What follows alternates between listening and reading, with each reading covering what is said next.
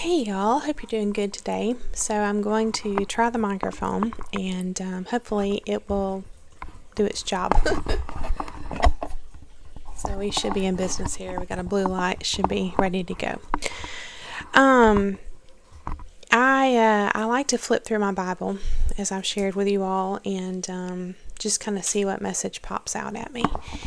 And sometimes I feel like the big revelations I have may be just common sense to others.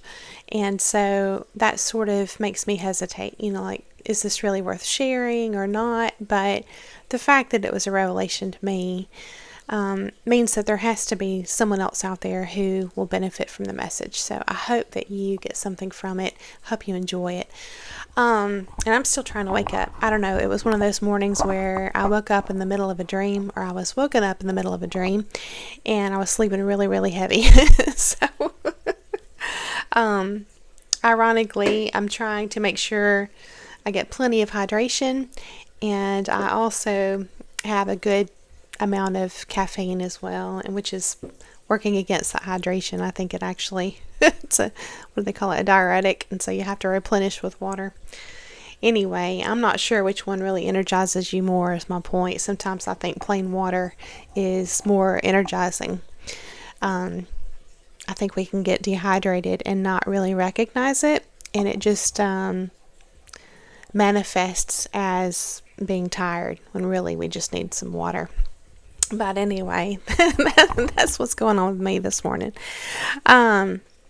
I'll go ahead and share with you all what came to mind. I'll share this first so you'll kind of have an idea of what this is about, okay? And then you can draw your own conclusions and do further research if you feel called. But as I was going through these verses that really kind of stood out to me, and of course I followed a trail and I went, from one book in the Bible to another book, and it's sometimes you can kind of follow point A to point B like that, all the references, and then other times it's really fun. You can just have this random idea, which I don't know where I've put it. My little Latin is down here.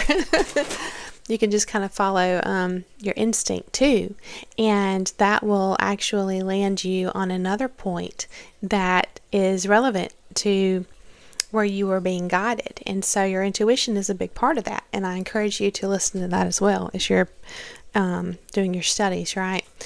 And so it just gives you a broader perspective the more points of information you have. Okay, so the overarching theme today is one of how the enemy operates, so that we can be aware, we can recognize it, we can make decisions, hard decisions in our life about who we want to be around. We want to be able to learn how to tune in more to our discernment as far as what's being revealed to us about the spirit operating in another person. We're going to be talking about reactive abuse, which is a common term nowadays with the concept of narcissism, right? The label of narcissism. And then also just how we view ourselves in relation to God, and how the spirit of the enemy is one of the accuser. He's called the accuser in the Bible, okay? And this is all going to tie together. And so I started in 1 Corinthians, and in my post yesterday I shared a couple of Bible verses, but right here in 1 Corinthians chapter 8, I encourage you to look at this metaphorically, okay, a little bit deeper than surface level. And when it's talking about food sacrificed to idols, you might look at it as food and our consuming of food being equivalent to the characteristics we possess, the actions we take, the time that we invest, or we consume certain activities and even mindsets, all the things that we partake in, okay? And then idols you might view as just worldly standards, status quo type things, what everybody else is doing, what's expected of you, what's popular opinion. An idol can be even something that you view as like a law, okay, in some way. I'm not talking about like actual legalistic type manner, but just more of like a moral law, or but maybe it's not very specific in the Bible as one of the commandments, okay? So just go with me and hopefully it'll make sense. But it starts out, this 1 Corinthians chapter 8 starts out talking about idols, and how there's no other God but one. And then it says in verse 5, for though there be that are called gods, whether in heaven or in earth, as there be gods many and lords many, but to us, this is now verse 6, but to us there is but one God, the Father, of whom are all things, and we in him, and one Lord Jesus Christ, by whom are all things, and we by him. Okay, so that's kind of like the preface, okay, for the main message. So it's talking about some people, for some people there are many gods in their life, okay, many things, mindsets, standards that they worship, and that they what's the word, it just left me, they live by and they feed into and they honor through their life, okay? Now, as the Christian viewpoint, you can view this kind of stuff as being bound, okay? And we know that Christ set us free, okay? There's freedom in Christ. So we're going to talk about this. Okay. So in verse 7 it says, howbeit there is not in every man that knowledge. For some with conscience of the idol unto this hour eat it as a thing offered unto an idol, and their conscience being weak is defiled. And then of course verse 8, but meat committeth us not to God, for neither if we eat are we the better, neither if we eat not are we the worse. Okay, so this is the other perspective of not being bound to rituals and trying to do everything ourselves and just be this perfect person and walk this particular line. In other words, we know that it's not by our own works that we are justified and made righteous. It's by the blood of Christ. Okay, again, this is the Christian viewpoint. I just hope that you can still get something very meaningful from the message regardless of your beliefs. I'll put that out there, okay? But it's about, those who are bound by their commitment to these idols versus the freedom that one has in Christ, okay? Because we know that our works is kind of it's not going to be equivalent to what Jesus did on the cross. Okay. And then right here is really where I want us to focus. Verse 9, but take heed, lest by any means this liberty of yours become a stumbling block to them that are weak.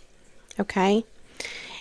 For if any, it says in verse 10, for if any man see thee, which hast knowledge, sit at meat in the idol's temple, shall not the conscience of him which is weak be emboldened to eat those things which are offered to idols? And through thy knowledge shall the weak brother perish, for whom Christ died. Okay, through thy knowledge. So it's about what's in a person's mind and heart. You can have one person sitting down to a meal, and to them, it's not being committed to a little g god or an idol of any kind. It's just a meal. And then over here with this person in this example, okay, at the surface level, and I'm not saying it's not literal, actual in the way it's written as far as what it means, but I think there can be layers and layers of meaning, okay. But in this other person over here, in their heart, as they eat at this meal, it's, with the intention of this servitude, okay, and commitment to this little g god, okay, or idol. And again, think about what all this can represent in one's life. Okay. So, yeah. Verse 13, wherefore, if meat make my brother to offend, I will eat no flesh while the world standeth, lest I make my brother to offend. And then, I want to relate this or make a little parallel here to Luke chapter 17, verses 1 and 2. Okay? Because we just ended with, lest I make my brother to offend. So we're talking about offenses here, okay, in Luke chapter 17, verses 1 and 2. Then said he unto the disciples, this is, Jesus' words, it is impossible, but that offenses will come. But woe unto him through whom they come. Verse 2. It were better for him that a millstone were hanged about his neck, and he cast into the sea, than that he should offend one of these little ones. Okay? When you look right here in my version of the Bible, it explains the word offend. The Greek word is scandalizo. So, you have that scandal root in there. Okay, offend. The word is the verb form of a Greek noun that means stumbling block or snare. Okay, the term refers to the trigger which springs a trap.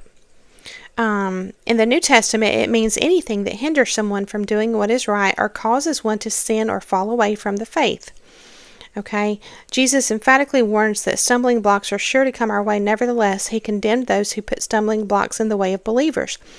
He says that death by drowning would be preferable to offending one of these little ones in the faith. And then I want to read over here the expansion on the word stumbling block in 1 Corinthians. So the Greek word for that is proskoma, P-R-O-S-K-O-M-M-A. And it says the literal sense of the word is of an obstacle that if run into will cause a person to stumble or fall. In the New Testament, however, the usage is figurative in every instance. Something one's soul might stumble over. That is, causing a person to sin. Okay? And then the example here in Romans chapter 9, verses 32 and 33, the word is used of Jesus Christ, whose unexpected behavior so frustrated and offended the Jews that they never overcame their incorrect preconceptions about the nature of the Messiah, thus rejecting him and bringing judgment upon themselves. What was interesting is I took that first part of that Greek word that means stumbling block, proskoma, and I looked up in Latin here. I was like, I'm curious about Latin words that are related. And I couldn't find any that started with P-R-O-S-K, but there's several that start with P-R-O-S-C. And I found a common theme between all those. I mentioned them in my post yesterday, but I'm just going to share.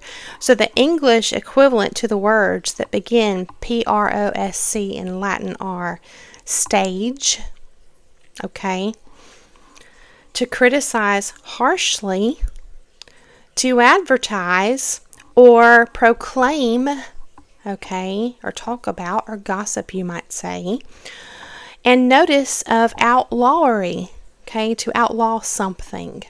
Again, these are worldly type, you do this, not this, this is wrong, this is right, so this is trying to do it ourselves, okay, but also to plow up and to break up. So another expansion on this is stage, okay? One of those words in English meant stage.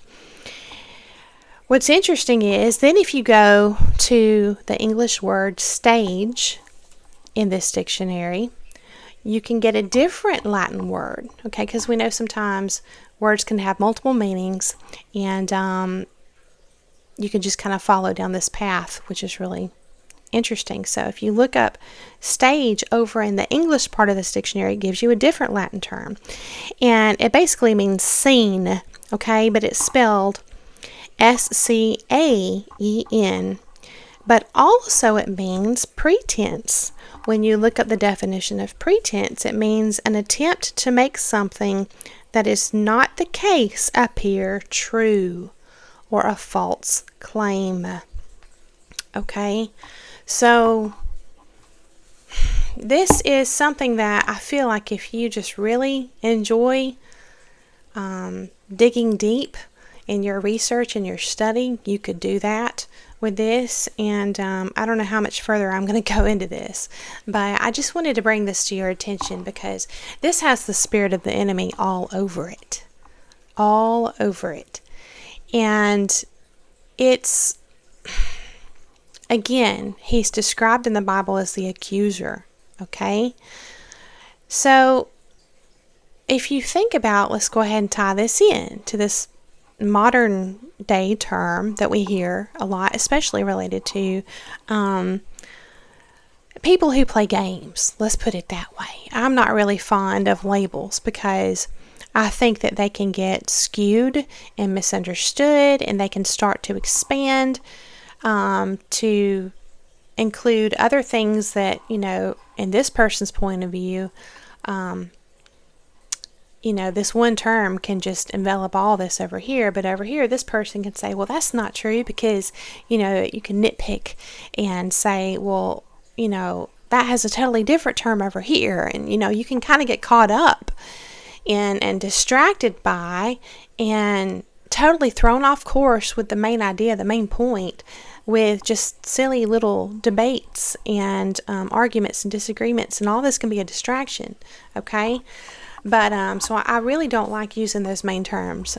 Also, I'm not, an expert. I'm not officially qualified to talk about those terms, okay, with regards to a person being diagnosed and all. But I can at least reference narcissistic traits, and we know that I'm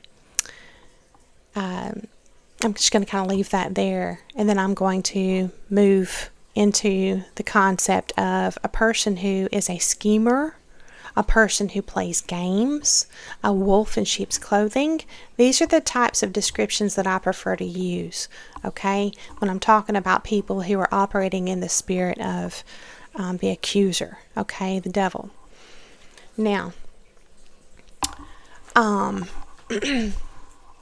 this gets tricky, okay? Something you might just jot down in your notes if you want to do further research is the dark, it's not the dark triad. No, that's not it. It's the, I can't remember. I'll put it in the description. Maybe the drama triangle. But there are these roles, okay, that people can consciously or unconsciously fall into, okay? And this can be a dynamic that plays out within a family, and it's really dysfunctional, okay? And so I'll drop that again, the official term, in the description for you to look into, because I think that can be related too when we're talking about gossip and creating stumbling blocks like in real life, what that looks like, on either side of the situation, okay? Because sometimes we are unconscious and we don't realize, what we're doing. And then other times we can see what another person is doing, and we have the task of trying to figure out, are they doing this on purpose or not, or whatever, okay? But in the end, I think it will serve you well to not get so caught up in needing to know for sure if a person's doing something, intentionally with awareness, conscious awareness or not, and just simply understand that we are vessels. This is per the Christian viewpoint in the Bible. We are vessels. And when you can recognize these fruits, okay, of the enemy, and you understand that they are manifesting through a person, you can kind of let go of the fact, of needing to know, rather, is this person aware of what they're doing or not? Because regardless, these fruits from the enemy are manifesting in this person. And at that point, you can choose to distance yourself and take precautions, and to keep yourself safe, both physically and even mentally, in your heart. We're supposed to guard our mind and heart. Okay, so yes, the spirit of the accuser. So this term this term that is popular nowadays, okay? In modern times, which I've already forgot it. Boy, I rattled off a long tangent there. Reactive abuse, okay? I've heard this described different ways, but I'm going to share with you how I view it. I view it very much like what all this is talking about, okay? It's like a trap. It's a setup. I view it this way. I view it as either a person who is conscious of what they're doing, okay? And I think many times this is true, but again, regardless, it's the spirit of the enemy that is laying a scene, a stage, setting the stage, okay? Or you might say creating a situation or orchestrating a story or an expected natural chain of events, okay?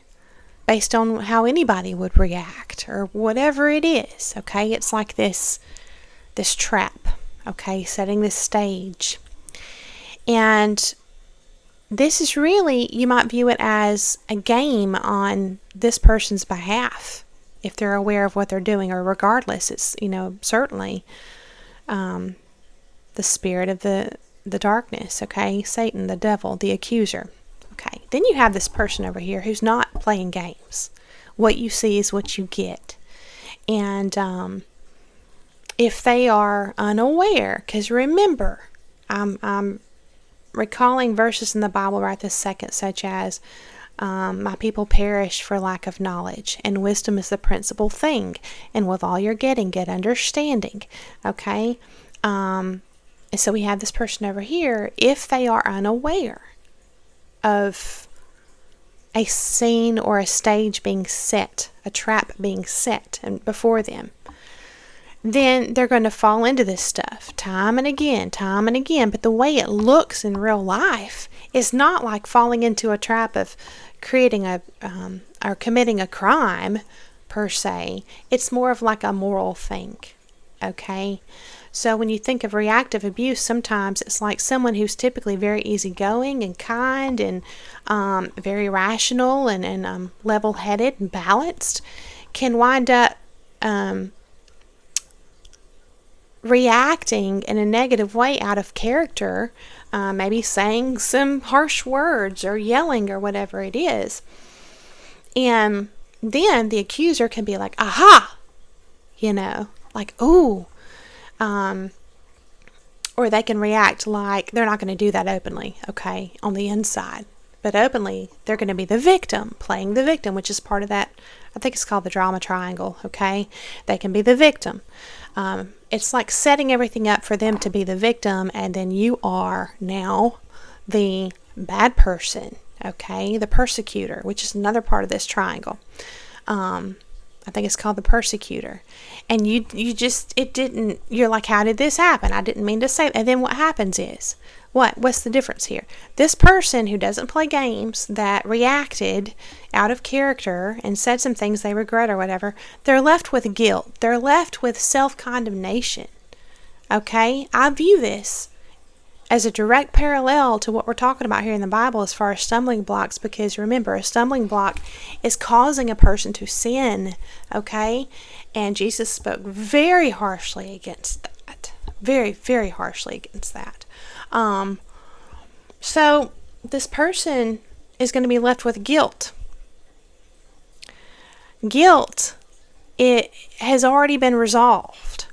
So when I look at the word sin, especially in this instance, I view it as meaning without God, because this person has been roped into now a worldly mindset, and there's been this distance created, this division created between them and the work of Christ, which says, there's no condemnation in Christ. It's done. There's no reason to feel guilty. It's a gift, okay?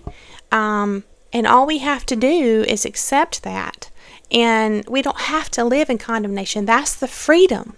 That's the freedom, okay, that we are gifted in what He did for us. So it's kind of like that gets either forgotten, or it could be a person who isn't religious anyway. They're just caught up in this kind of dynamic, and it takes them a long time to even find the faith of this gift. Or it can be someone who does have the faith of this gift, but life is showing them time and again, if the spirit of the accuser is working through people in their life on a regular basis, they can find themselves feeling guilty all the time and being confused as to why. Sometimes it's not just real obvious. Sometimes they don't react. So, obviously, sometimes it's just very subtle at times. But regardless, you're just left feeling bad about yourself. Okay, so these stumbling blocks, these orchestrated situations, when you start to understand that the spirit of the enemy works this way through people, then you can identify them and you can catch them and intercept them at the start. This is if you feel like you have to even engage with these people. This is why a lot of people say when you identify the spirit in a person, it's really best to just not have anything to do with them, okay? And again, Jesus even says, in regards to His mother and His brother, His actual family, as not being, per His bloodline so much as, His literal physical mother and brother, so much as His family in spirit, okay? So we are called to be with our family in spirit for a reason. It's protection, okay? But if it's a temporary thing or whatever, and you're subjected, or even if you grow up in a household and you don't have a choice but to be subjected to this kind of stuff on the regular, it really wears one's soul down, okay? And it just creates this self-condemnation, this cloud of self-doubt, and it just can totally change a person's path, I feel like, as opposed to what maybe they could have taken had they grown up without that, okay? This can be creating scenarios where a person just feels stupid, scenarios where a person is gaslit all the time and they feel like they don't know anything anymore because they've been psychologically abused, and all these scenarios are creating a situation of lack in this person, this actual real victim, okay? Lack. And so I just wanted to point this out. I think that understanding how this stuff works is important, that traps are set, okay? And the result is that if you're not aware and you don't catch it, the result is that you can play into it. You wind up playing into this game that you didn't even know was there. It's invisible if you're not aware of it, okay? But yeah, I hope that this has given you some good insight. And ultimately, we're called to peace, but sometimes peace is hard. You have to make tough decisions. And the other thing I want to say is this. It's real easy when you are coming into this awareness, okay, for people to twist anything that you share and say, well, you're the accuser. You're saying that I or this person or these people, are making you do this or that or act in a certain way. Nobody can make you, do this or do that or whatnot, okay? And what I'm sharing with you are biblical verses that prove that we impact one another. We impact one another. We affect one another. Okay? And it's not to avoid responsibility, because over time, ideally, a person would, get to a place where they can, have more self-awareness and emotional control, what they call emotional intelligence and all this kind of stuff. And but ultimately, too, understand that, hang on just a minute. Yeah, I can see how I've grown, over the years, and, praise God for that. But just a second here. Let me take a look at the stage that was set in this situation. The pattern, the chain of events, the plays that were part, ultimately, of a game, of a trap. And that's what I want to call attention to, okay? Because it kind of just helps you to breathe a sigh of relief, and helps you also to come back home to who you already knew deep down you really were anyways, which is a person of good intentions. Nobody's perfect. And these people who are operating with the spirit of the enemy, they're going to try to convince you otherwise, that you're not good, or they're going to use anything they can against you, even if they have to manufacture a situation. And so, just something to look out for. It becomes so obvious that you can see it in real time. And I would also encourage you to I'm trying to remember these. I think it was Stevie Nicks that said, I keep my visions to myself. Sometimes the things that God reveals to you are just for you. They're just for you. And be careful, because if you're still in the process of, and aren't we all, of awakening to these hidden mechanics, the spiritual warfare in your life, okay, in this life altogether, you might share some of these things that God is revealing to you with the wrong people, whom the spirit of darkness, the accuser, is still operating through. And then anything that you reveal can be used against you. Okay? So just a little caution there as well. But I hope that this has been helpful. I hope that it got the wheels turning. And I just thank you so much for coming along to hear the message. And remember who you are. Don't ever forget the goodness in your heart. And don't let anybody convince you otherwise. And just know that you're not alone. And God's people are everywhere. They're everywhere. And sometimes the spirit of the accuser seems to be front and center. But that sometimes it's just a part of the intimidation tactics and things like that too. So just remember, you're not alone. And thanks so much for listening. I hope you have a beautiful day, and I'll see you again very soon.